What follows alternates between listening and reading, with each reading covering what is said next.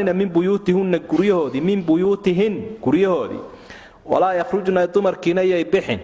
قريغي لغو فريي كبحن الا ان ياتين الى لي مادان مويان بفاحشه فالحما مبينه عد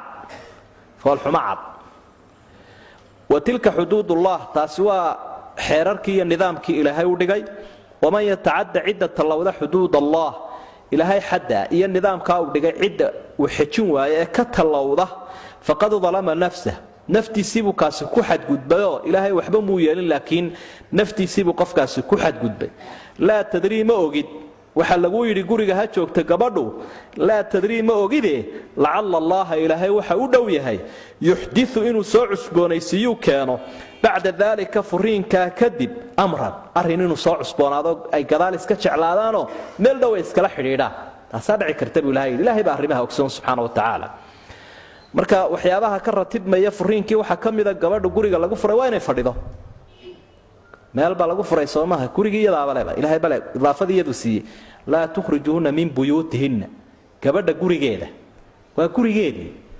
yay markii bay soorani waa ninkii gurigiisa iyadana waa gurigeedii ila meesha shuraaka ku aayeen shirkad baa meesha lagu hayay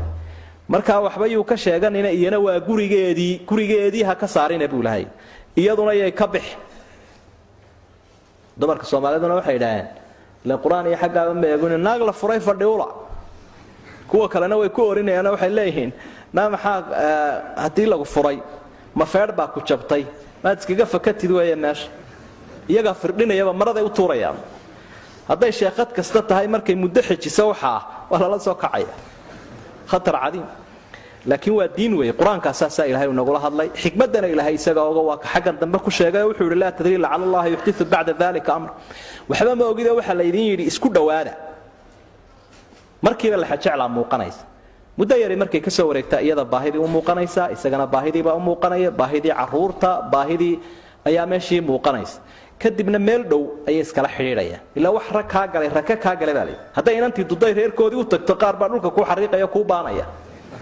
yarad dambe iyo gabaati keen baa lagu oranaya inanta labiyaraan baad ku heshay arrinkiiba jiqbu kugu noqday sanaday dadka qaarsaa ku kala laalaada laakiin markay agtaada joogto tee maalin uu arki iyadoo indha kuulatayo tan wuxuu oran doonaa heblaayo ma kala maarano way waxa weeyaan ilaahay baa subhanahu wa ta'ala qulubta ogsan waa dhab weey waa dhab mid saddex furay baad arkaysaa oo saddex jeer oo min saddex furay marka dambe madaxun buu soo xaqanaya waxa wadaada ayuu ku wareegaya haduu halkan ka waa dabadu kala xiriiraya kullu dhalika sirta ilaahay baa ogsoon illa inay la yimaadaan faahisha cad mooyaan faahishadaas waa maxay waa zina haday zina timaado daniba way saari xeer ciqaabeed baa la geyn ama waa la masdaafurin doona sanadkii waxa imaam Shaafici dad kale ay ku fasirayaan faahishada cad waxa weeye haday noqoto mid laga fadhiyo waayo dhan walba way u riday qaraabadii bay nacdashay jaarkii bay shiiday de gambar bay ugu fariisatay dhan walba way u riday marka maxaa la sameyn doonaa war islaantayna ka xeeya baa la oran marka aayadu waxa weeyaan shardiga laga soo ilaahay uu ku xidhay waxa weeye intay meeshii wanaag ku joogi karto laakiin hadii dib loo ay noqoto wal daribo way saari markaas oo maslaxada caamka baa leeg فإذا بلغنا